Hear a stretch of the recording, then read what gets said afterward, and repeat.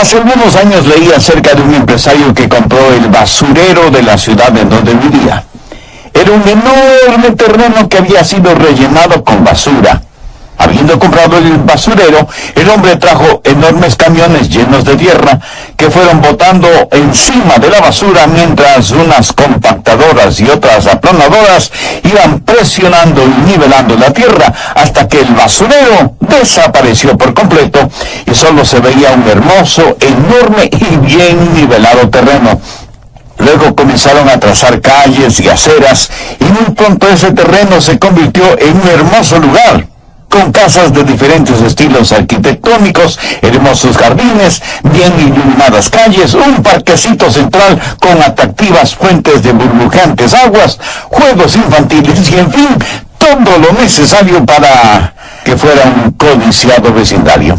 Rápidamente la gente compró las casas y por un buen tiempo todos estaban realmente felices de vivir en esa subdivisión de la ciudad. Pero un día las calles comenzaron a desnivelarse, las aceras se rompían, los pisos de las casas comenzaron a hundirse, las paredes se partían, puertas y ventanas se desnivelaban y los techos se abrían y se hundían. Y una por una las casas fueron abandonadas. Esa hermosa subdivisión se convirtió en un cementerio de paredes destruidas y de escombros, y la gente de las otras subdivisiones que permanecían estables comentaban y decían: desde el principio esa subdivisión comenzó mal. Fue construida sobre un basurero. ¿Sabe que hoy tenemos hogares construidos de la misma manera? Por eso el tema del mensaje de hoy es una base para la familia. Por favor, busque el capítulo 5 de Mateo, desde el verso 31. También fue dicho: cualquiera que repudia a su mujer, dele carta de divorcio. Pero yo os digo que el que repudia a su mujer, a no ser por causa de fornicación, hace que ella adultere, y el que se casa con la repudiada comete adulterio. Vayamos ahora al capítulo 7, verso 24. Cualquiera pues que me oye estas palabras y las hace, las compararé a un hombre prudente que edificó su casa sobre la roca. Estamos viviendo en medio de una tragedia nacional, la tragedia de los hogares construidos sobre basura ética y moral, los matrimonios desechables. La gente se casa buscando un ideal que muy pronto se convierte en una carga, por lo cual se busca un nuevo ideal que termina siendo una nueva carga, y así el círculo vicioso es interminable. Para muchos matrimonios fracasados, la solución más rápida es el divorcio. Casi se ha vuelto un estilo de vida. Pero toda la angustia, la desesperación, el infierno emocional que viven quienes se divorcian, afectan a los hijos de los divorciados y a las familias inmediatas de los divorciados. Y es como consecuencia por no obedecer la palabra de Dios. El plan y propósito de Dios para el matrimonio es hasta que la muerte los separe. Un día le pregunté a mi esposa: Joyce, ¿me amarás cuando esté envejeciendo y pierda mi atractivo? Y ella, veloz como un rayo, me contestó: ya lo estoy haciendo. Jamás se une en matrimonio pensando que si no es como usted lo soñaba, se divorcia. Y aunque el matrimonio fue hecho en el cielo, tenemos que vivirlo aquí en la tierra. En una importante revista leí lo siguiente: el panorama nacional está lleno de las víctimas de la epidemia de divorcios. Ex esposas criando a sus hijos solas, ex esposos tratando de empezar una nueva vida y sin embargo seguir tratando de ser un buen padre para sus hijos, a quienes solo ven en días específicos. Mientras tanto, los hijos tienen que vivir entre sus padres que están en guerra. Realmente trágico, ¿no le parece? En una estudio realizado entre 60 familias de clase media, se descubrió que solo el 10% de los excónyuges dijeron que después del divorcio habían tenido relativo éxito mejorando sus vidas. Solo el 10%.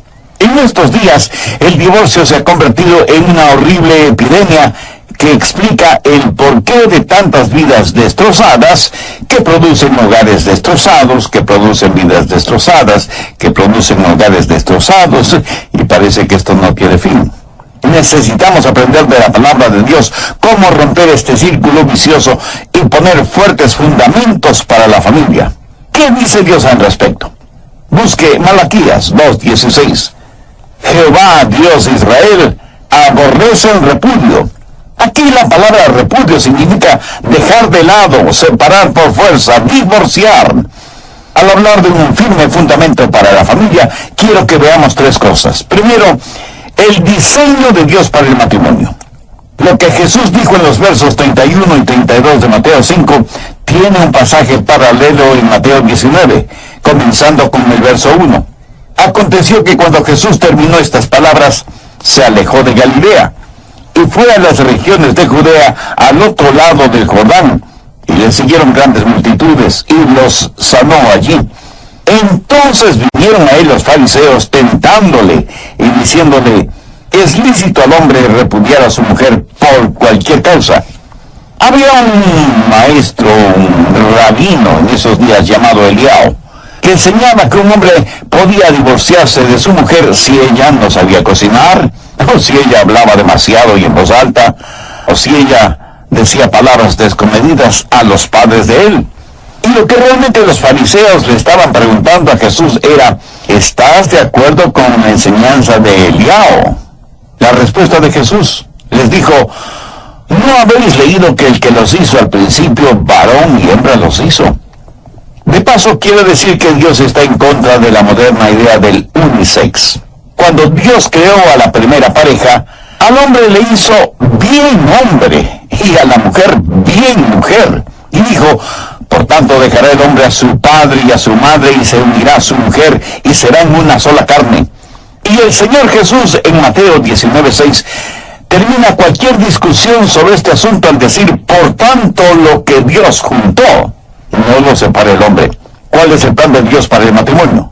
Usted puede contratar al mejor constructor del mundo y pedirle que le construya una casa, pero si él no sabe lo que es una casa, no podrá construirla, sin que importe cuán buen carpintero o constructor es. Uno puede tener los hijos más maravillosos del mundo y decir: voy a construir un hogar cristiano, o voy a construir un hogar como Dios lo diseñó. Pero si usted no sabe lo que Dios diseñó, ¿cómo va a construirlo? Así que, ¿cuál es el diseño, el plan de Dios para el matrimonio?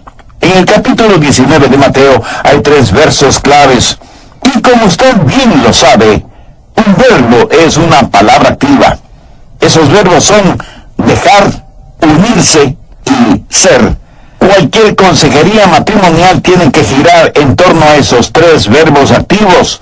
Todos los problemas matrimoniales se derivan de un mal entendimiento de estos verbos.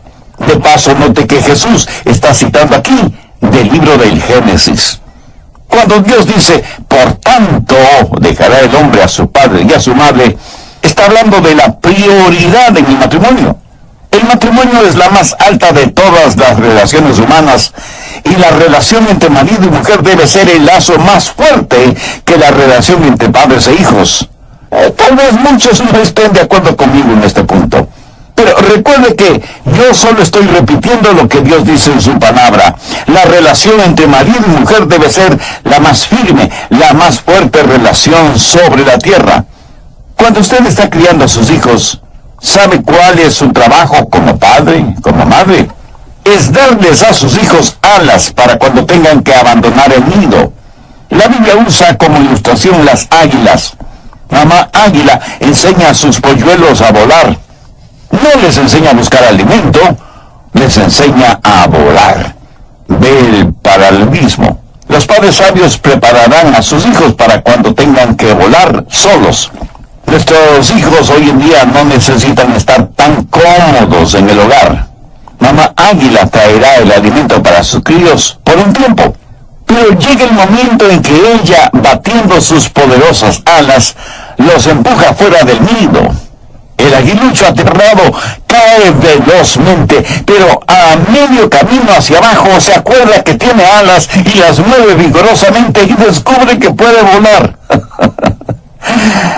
¿Saben lo que muchos de nosotros hacemos como padres?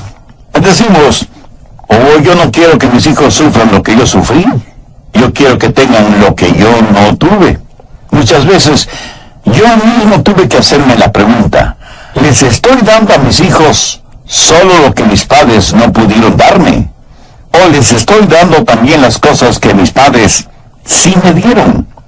Mira, yo nací durante la depresión y tengo la impresión de que no fui planificado, pero tampoco fui abortado. Gracias a Dios. Pero siempre supe que fui amado por mis padres. Y aunque teníamos muy poco, teníamos tanto. Pero ¿sabe lo que más recuerdo de mi niñez?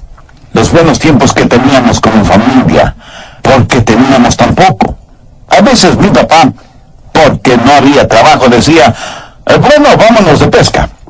Y pasábamos casi todo el día en una islita, cercana a las playas de Palm Beach en la Florida.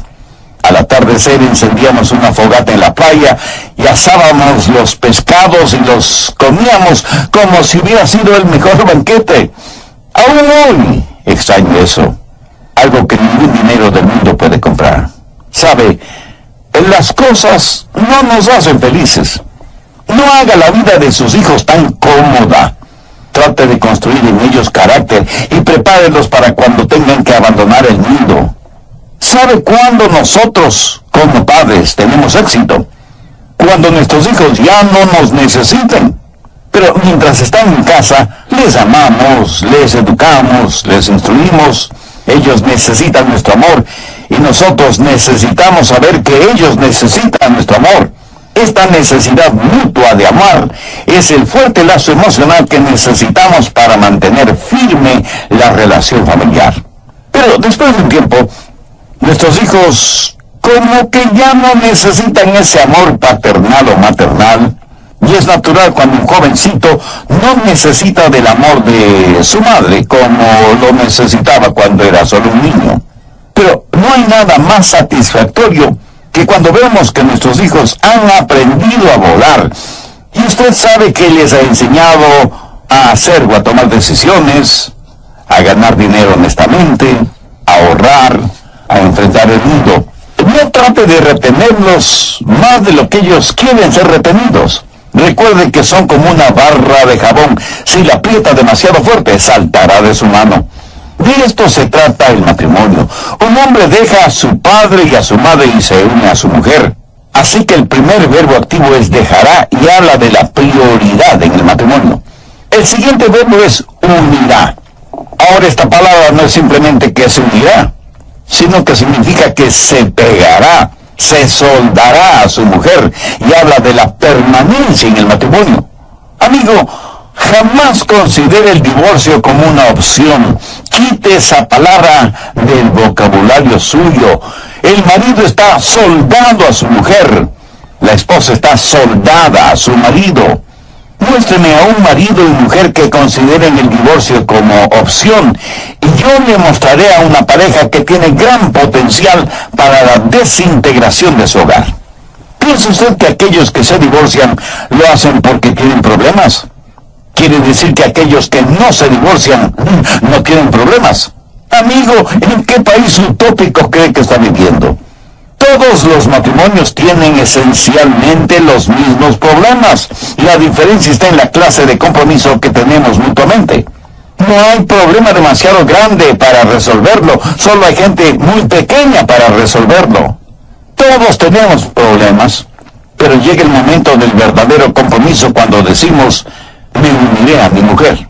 El tercer verbo activo es ser, y serán una sola carne. Escúcheme, esto significa mucho más que sexo o la unión sexual. Significa ser una sola carne en lo físico, lo psicológico y lo espiritual. El ser una sola carne físicamente es para la procreación y la multiplicación. Dios le dijo a Adán y a Eva, fructificad y multiplicaos y llenad la tierra. En estos días está como fuera de moda el tener hijos, olvidándonos que los hijos son herencia del Señor. ¿Cuál es la disculpa?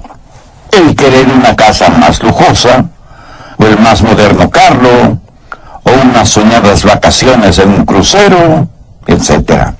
Que Dios tenga misericordia de usted si así piensa. Otros dicen, los hijos hacen pobre al hombre rico. Pues lo han entendido al revés, pues los hijos hacen rico a un hombre pobre. El hombre rico no puede llevarse su riqueza al cielo, Yo tendré a todos mis hijos en el cielo porque son herencia del Señor. Lo de ser una sola carne psicológicamente tiene que ver con la comunicación mutua. Las más profundas necesidades emocionales y espirituales del hombre son realizadas en la mujer y las de la mujer en el hombre. Dios dijo que no era bueno para el hombre estar solo. Así que la mujer no solo debe ser la esposa, sino también la mejor amiga del hombre y su amante en el mejor sentido de la palabra.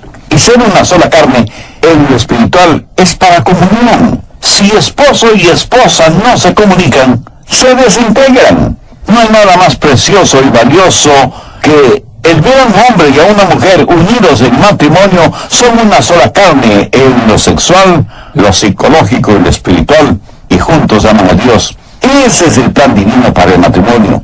Ese es el plan diseñado por Dios mismo. En esta serie Edificando sobre la Roca, en el programa anterior, comenzamos a estudiar una base para la familia, basado en Mateo 5:31 y 32 y Mateo 7:24, y vimos el primero de 3 puntos importantes. Primero, el diseño de Dios para el matrimonio. Espero que tenga su Biblia a la mano y un cuaderno para tomar notas. Bien, entonces prosigamos. Segundo, la permanencia en el matrimonio deseada por Dios. En Mateo 5:31 y 32, Jesús hace referencia a Deuteronomio 24 para poner en evidencia lo que el deseo de Dios es en la permanencia en el matrimonio. Y Jesús permitió, escuchó bien, Jesús permitió, no ordenó el divorcio por una sola razón: fornicación, adulterio. Veamos Mateo 19 desde el verso 5.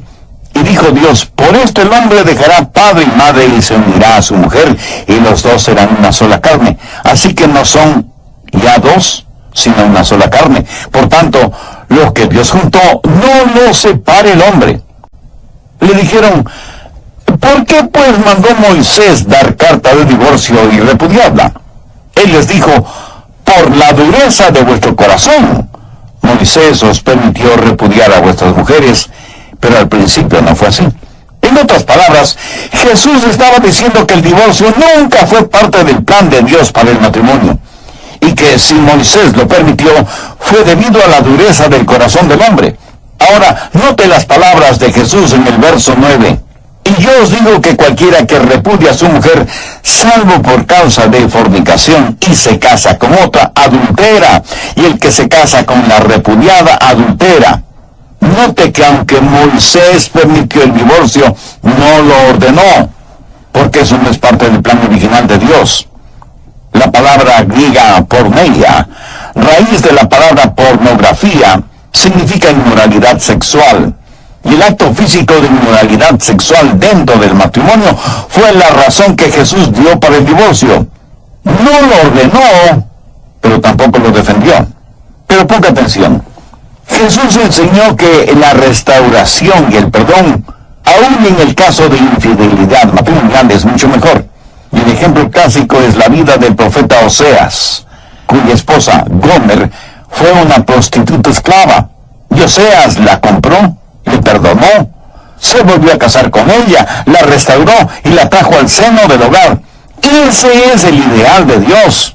Y yo doy gracias a Dios por todos los Oseas de este mundo que están listos a perdonar y a restaurar sus matrimonios.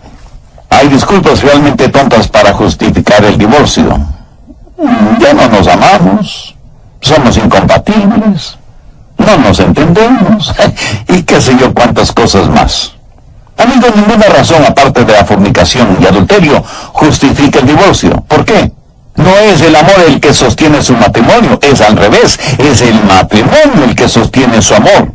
Cuando usted piensa en el amor, seguramente está pensando en una emoción, pero Dios habla de compromiso. ¿Ha notado que Dios nos ordena amar? Busque Efesios 5:25. Maridos, amad a vuestras mujeres. Y eso, mi amigo, no es una sugerencia, es una orden. Se nos ordena amar a nuestras esposas. Y si el amor es algo que se nos ordena hacer, quiero decir que es algo que podemos aprender a hacerlo. En Tito 2:4 dice que las ancianas deben enseñar a las mujeres jóvenes a amar a sus maridos y a sus hijos. Verá, el amor no es algo efímero o emocional que unas veces lo siente y otras veces no. Hoy siente amor por alguien, mañana no. O sea que usted no es más que una víctima del amor. Oiga, la Biblia no enseña eso. Dios, por medio de su palabra, nos ordena amar. Me apresuro a decir que no hay nada de malo en el romance, ni con las emociones. Espero que usted siga disfrutando de la luna de miel. Trágicamente muchos la han convertido en luna de hiel. Recuerdo un tiempo romántico con Joyce, mi esposa. Desde mi asiento en la iglesia yo la miraba a ella, cantando en el coro, y pensé, amo a esa muchacha con todo mi corazón. Y hasta me parecía que ella tenía un halo sobre su cabeza. Claro, eso era solo mi imaginación. Pero para mí, todo eso era lo romántico, y las noches de luna, y las rosas, y las palabras suaves y dulces. Fue maravilloso. Pero lo más estupendo es que continuó haciéndolo. Luego la crianza de 4 hijos, el entierro del quinto que murió en su infancia, la educación de todos ellos, y yo tratando de terminar mis 7 u 8 años de estudio, teniendo familia y trabajando a medio tiempo, casi en cualquier cosa, para poder ser el proveedor de la familia, mientras mi esposa permanecía en casa, cuidando y educando a nuestros hijos. Fue un tiempo difícil, con disgustos y desacuerdos, y aunque me casé con una hermosa muchacha, con el tiempo se convirtió en una complicada mujer, y supongo que lo mismo ha pasado conmigo. Yo tuve que hacer algunos ajustes en mi vida, y ella también. Con todo y eso, las cosas fueron duras, y las siguen siendo. Y tanto mi esposa como yo tenemos que ser flexibles. ¿Sabe qué es lo que nos mantiene juntos? Es el amor, no el romance. ¿Sabe qué es lo que mantiene nuestro amor? Es el compromiso mutuo. Sí, ya no vivimos un romanticismo juvenil. Ahora lo romántico, como nosotros mismos, ha madurado y es más significativo debido a la experiencia. Maridos, amad a vuestras mujeres, mujeres, amen a sus maridos. Algunos quieren justificar el divorcio diciendo que es por el bien de nuestros hijos. No queremos que crezcan en la atmósfera de un hogar infeliz. Bueno, permítame decir que los estudios realizados en hogares destrozados por el divorcio no respaldan ese razonamiento. El divorcio nunca es un factor positivo para los hijos. Muchas parejas que consideran el divorcio creen que solo tienen 2 alternativas: peleas y argumentos o el divorcio. Pero quiero decir que hay una tercera alternativa. Haga las paces con Dios y tendrá la fuerza emocional, psicológica y espiritual para que su matrimonio funcione como Dios quiere que funcione. Cuando alguien se divorcia y dice que es por el bien de los hijos, eso es por lo general un acto de egoísmo. Usted lo presenta como un acto de noble sacrificio, cuando debería estar haciendo algo para mejorar sus relaciones con su cónyuge, en vez de romperle el corazón y la vida de sus hijos. Otros justifican el divorcio diciendo, pero es que yo tengo el derecho a ser feliz. ¿Sabía que Dios tiene otro plan para usted? Él quiere que usted sea santo.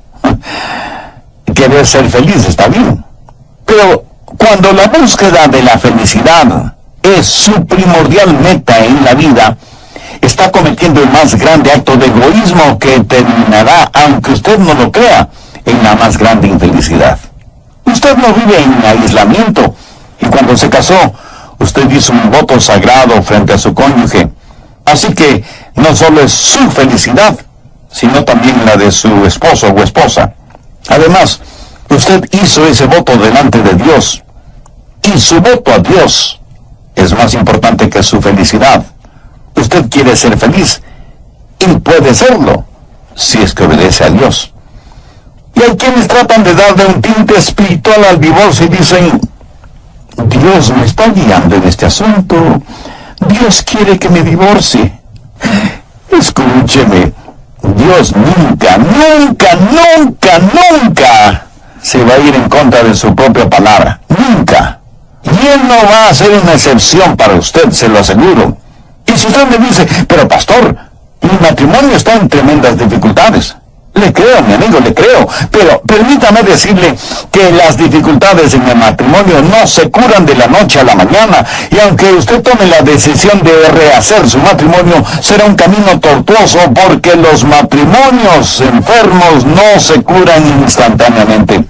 Sin embargo, la dirección de su matrimonio puede ser cambiada de inmediato. Quiero decir, usted comienza a ir en la dirección correcta. Tomará tiempo el que llegue a donde debe llegar, pero por lo menos sabe que está yendo por el camino adecuado. Por medio de la consagración y la sumisión de su voluntad, la dirección de su matrimonio, de su hogar, puede ser cambiada de inmediato. Si el 10...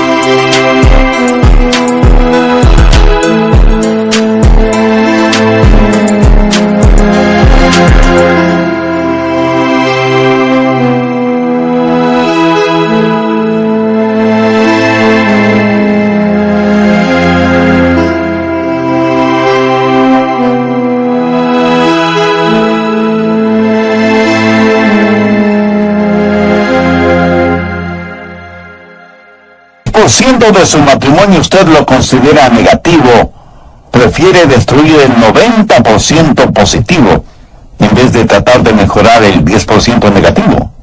Cambie lo que pueda cambiar y acepte lo que no pueda cambiar y pida la ayuda de Dios. Tercero, la declaración de perdón de Dios para los matrimonios fracasados. Mateo 6:12. Y perdónanos nuestras deudas, como también nosotros perdonamos a nuestros deudores. Escuche con atención lo que voy a decir. No estoy tratando de poner un sentimiento de culpa en nadie que se ha divorciado y se ha vuelto a casar. De ninguna manera. Dios es un Dios de perdón y de gracia. Y si usted ha fracasado y su matrimonio está irreparablemente roto y se ha vuelto a casar y ya tiene un nuevo hogar, el agua derrama a los divorciados y divorciadas como a ciudadanos de segunda categoría en el reino de los cielos. Es algo incomprensible que si un criminal preso se salva espiritualmente en prisión, sale de la prisión al púlpito a predicar el evangelio. Y nos maravillamos de lo que Dios ha hecho en esa persona. Pero si alguien se divorcia irreparable y definitivamente, le tratan como si la gracia y el perdón de Dios no pudiera alcanzarle. Mi amigo, mi amiga, si usted se arrepiente de su pecado y entrega su corazón al Señor Jesucristo, cuando el Señor le llama a su presencia, usted irá al reino de los cielos. Romanos 8:1 dice: ahora pues ninguna condenación hay para los que están en Cristo. Primera de Juan 1:7. La sangre de Jesucristo su Hijo nos limpia de todo pecado. Isaías 1:18. Venid luego, dice Jehová, y estemos a cuenta. Si vuestros pecados fueren como la grana, como la nieve serán emblanquecidos. Si fueren rojos como el carmesí, vendrán a ser como blanca lana. En la Biblia se relata la historia de una mujer sorprendida en el mismo acto de adulterio. Y había quienes querían apedrearla de acuerdo a la ley. Veamos Juan 8, desde el verso 7. Y como insistieron en preguntarle, se enderezó y les dijo: el que de vosotros esté sin pecado, sea el primero en arrojar la piedra contra ella. Vamos a Juan 8, versos 10 y 11. Enderezándose Jesús, y no viendo a nadie sino a la mujer, le dijo: mujer, ¿dónde están los que te acusan? ¿Ninguno te condenó? Ella le dijo: ninguno, Señor. Entonces Jesús le dijo: ni yo te condeno, vete y no peques más. Por cierto, el divorcio siempre es algo malo. Y mientras el Señor me dé vida, siempre estaré en contra del divorcio. Pero hay que saber mantener el balance. Y aunque nunca debemos en forma farisaica bajar los paradigmas divinos, tampoco debemos endurecernos espiritualmente frente a aquellos que necesitan de la gracia de Dios. El divorcio es como un peligroso precipicio, y nosotros como cristianos individualmente y como iglesia colectivamente debemos construir una alta y fuerte muralla para que la gente no se caiga al precipicio. Pero para aquellos que logran lanzarse a ese abismo, debemos tener en el valle una ambulancia para brindar ayuda y primeros auxilios a quienes al caer quedarán muy mal heridos. Debemos de tratar de salvarles la vida.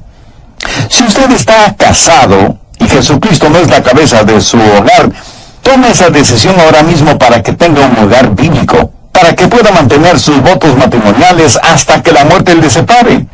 Si usted está divorciado o divorciada y fue por su culpa, pídale a Dios que le perdone su pecado y reconcíliese con su cónyuge. Si él o ella se han vuelto a casar, aún así vaya y pida perdón por la parte de su culpa. Pida perdón y otorgue perdón para que usted pueda recibir el perdón de Dios. Si usted se ha divorciado contra su deseo y es víctima de las malévolas estratagemas de otro u otras personas, pídele a Dios que quite de su corazón esa raíz de amargura y perdone a esa u esas personas, aunque ellas no se arrepientan por el mal que le hicieron. Perdónalas en su mente, en su corazón, en su espíritu, y entregue totalmente su vida al Señor, porque Dios